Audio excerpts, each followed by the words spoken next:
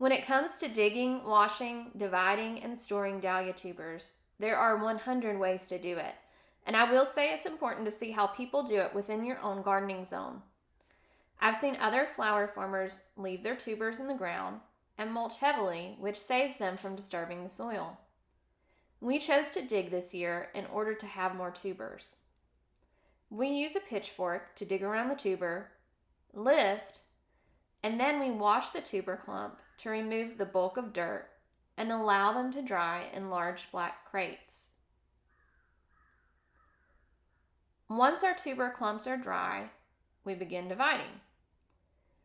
One note to make is that I do sanitize my ARS needle snips in a cup of alcohol between every clump of tubers.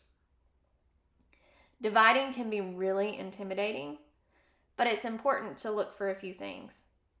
You want to ensure that the tuber has a crown, an eye, an unbroken neck, and a body.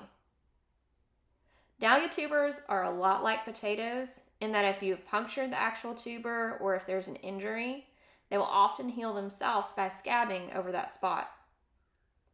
I also make sure I snip off the roots.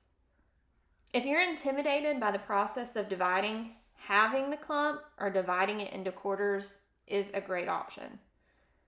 We've used a plunge cutter before in dividing, and you will see that nearly every clump that I divide looks different in size and length.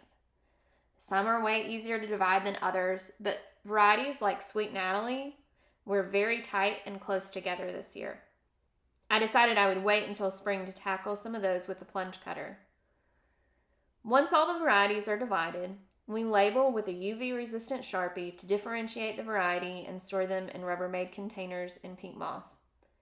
We begin by placing a layer of peat moss, placing the tubers so that they don't touch, adding another layer of peat moss, and repeating until we get to the top.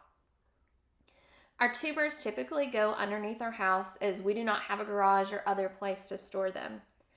We've tried a few different storage methods, but for our climate, we found that peat moss allows the tubers to retain their moisture without causing rot. Like and subscribe if you found this video helpful, and leave us any comments if you have any questions.